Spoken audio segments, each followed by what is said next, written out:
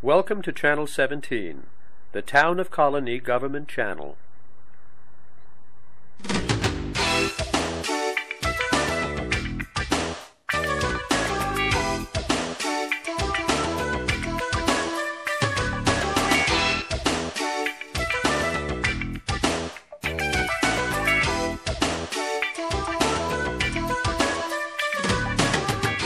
Hello and welcome to The Money Factor. I'm Richard Naylor, your host. Today's topic is downsizing our living space.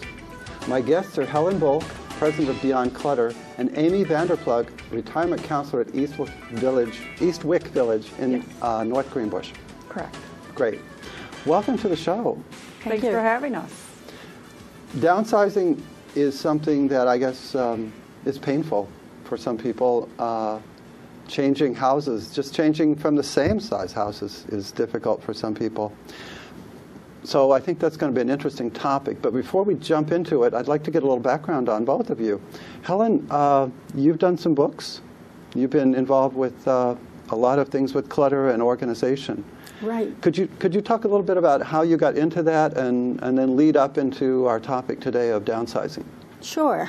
Well, I'm educated as a musician, a teacher, and a lawyer, which is probably why I like to do workshops and talks, because I like to stand on my feet, and I'm used to talking to groups of people. And I practiced law 17 years before I started Beyond Clutter in 1991. But I think my most important credential is that I used to be a pack rat. I was raised by pack rats, but I chose many years ago to live a clutter-free life. Now, for me to do that, I knew I needed to downsize my space. If I just got rid of possessions and stayed in the big 10-room house, chances are I'd just fill it again. So I moved from a 10-room house with a garage, attic, and basement, all of which were full, to a 6-room condo that had no garage, attic, and basement. So I learned the importance of deciding to take things with you you really want to live with.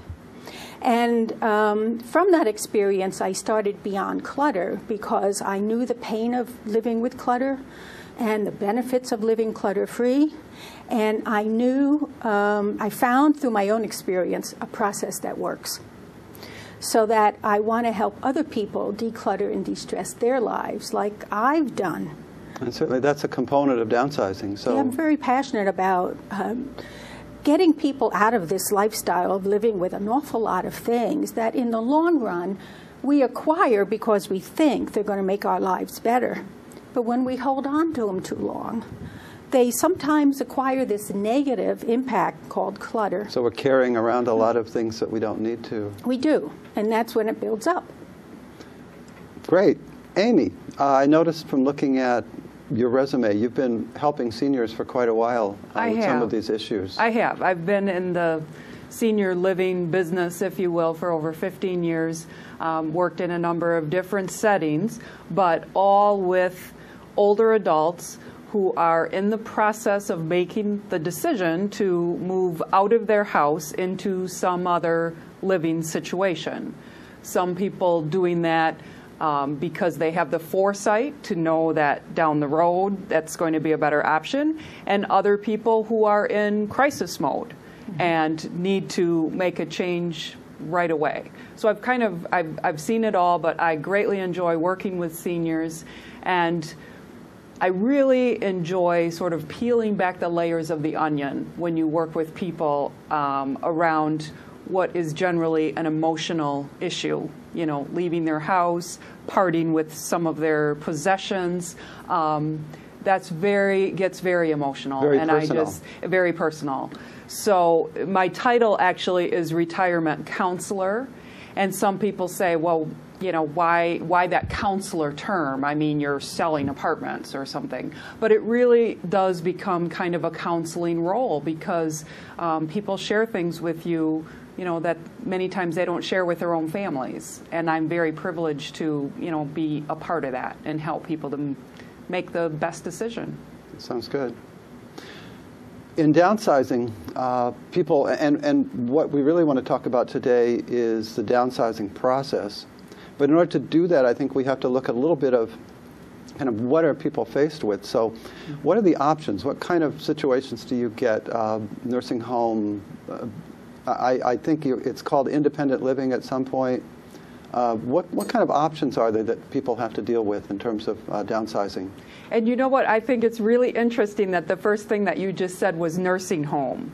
Because so many people, if you talk about the option, what's the next step if they're going to leave their home, everybody thinks nursing home. And, that's not where I'm going. And even when we talk about independent living, in their mind, people have this idea that somehow it's a nursing home. We've all visited people. And, most people would say that is not where I want to ever end up. Right.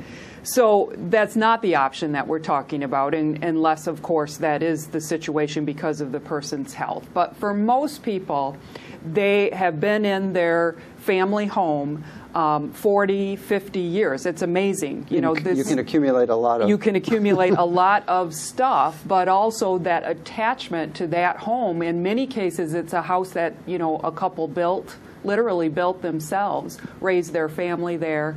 So, but it gets to a point where people kind of know in their head, this doesn't make sense anymore. We're not able to maintain everything the way we used to. So we have to think about downsizing. Now, that's a term that everybody uses, although they use it to mean different things. When they're talking to me and downsizing, they're usually talking about the physical space that we live in. Not so much yet the stuff, but the space. Right. Okay, well, we have a 4-bedroom house with 3 bathrooms, The things are the implication. Yes, Once you yeah. So if you talk about the options for senior living, the first option, of course, people could say, well, we're going to move out of a house, we're going to move into a condo or a townhouse. A lot of times that's the next step, or people think that would be the next step. I don't have to mow my lawn. I don't have to shovel the snow. That can sound good to a 30 or 40-year-old, too. Exactly. Yes, it does. But the time when people are talking to me about that being a possible option, they're generally in their 70s or 80s. Okay. And what I say to them is, while moving to a maintenance-free community like that solves one of your issues, it does not solve all of the issues. Especially when you talk about people who are in their home and they're starting maybe to get a little bit isolated in that home. They're no longer able all the time to seek out social opportunities. Well, if you move to a condo or a townhouse, that doesn't buy you anything in terms of additional socialization or support. You still could be surrounded by neighbors who go to work in the morning, come home at night, close that garage door, and you don't ever hear. They're walking their kids and the dog, and you don't fit. So that is not, in my mind, always the best solution. For a 40 or 50-year-old, maybe it is. You're having the time of your life. You don't want to worry about mowing the grass. That's great. But for a 70 or 80-year-old, I don't know that that's the right step. So the next thing would be an independent living kind of setting. And there are lots of options out there, and Eastwick Village is just one of them, where, yes, all of those maintenance things are taken care of, but you also have a whole lifestyle that goes along with it. And that doesn't just mean that maybe there's tennis courts or a swimming pool. It means that there's purposeful activities in place to meet all of the needs for that older adult, whether those are social needs or physical needs or emotional support. It's all right there. Now, you can take some and leave some, correct? Absolutely, because nothing is forced about it. So again, just to kind of circle back around, when people talk to me about downsizing, they're first of all talking about moving into a smaller space that would be easier to maintain. Okay. So I say, great, that sounds good. But then we get to the stuff, and people suddenly go, oh my, what am I going to do with all this stuff? And then that's when I call in Helen. My 4,000 photos from my And to me, downsizing, when I think of it, I agree with Amy. It includes shrinking your space. Because if you're not shrinking your space, you're basically decluttering. There are exceptions to every rule, and someone might be downsizing because maybe their kids are moving home and they have to make room. But regardless of, that's an exception Or their to the elderly rule. parents. Or their elderly parents are coming in and suddenly they have to empty 1 or 2 rooms. Right. But to me, that's really not downsizing. So I agree with Amy. A key component to downsizing is the plan to shrink your space.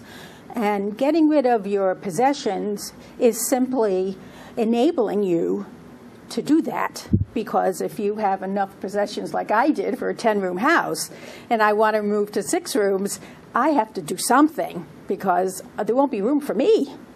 Could you define what clutter is? Because, you know, what does that mean?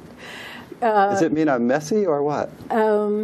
Some people who are messy are clutterers, but it doesn't necessarily mean you're messy. I know some very organized clutterers. Clutter is a variety of things, but what's easier for me is to tell you what doesn't clutter your life. Okay. Which are the things you use. Now, I don't mean the things you put in the attic because maybe you're going to use them someday. So, the carpet that we replaced, how can you throw it away? Right, it goes down the basement rather than out the door. Right. So basements are prime clutter areas in my way of thinking. And the other area, because we're human, are things that, the things that don't clutter your life, I mean, are things that bring you joy. The sentimental items, the photographs. But I use joy because a lot of people say, oh, I love this cup. And I don't believe you should love inanimate objects. But items that you look at go, wow, that was a fabulous time. Those are the sentimental things you want to keep even though you don't use them. Clutter are things you don't use, but they're obvious. They're heaped in piles and mounds, and they're everywhere you can find. You trip over them. They're on the staircase going up, going down. It's very obvious. Well, that could be stuff. the clothes that you wear, but you get behind in the laundry and you throw things all over. Correct. And so how does that fit in? That's just being messy, right? That's not something you need to get rid of. You need to get organized, wash your clothes, put them in the basket when they're dirty, that kind of thing.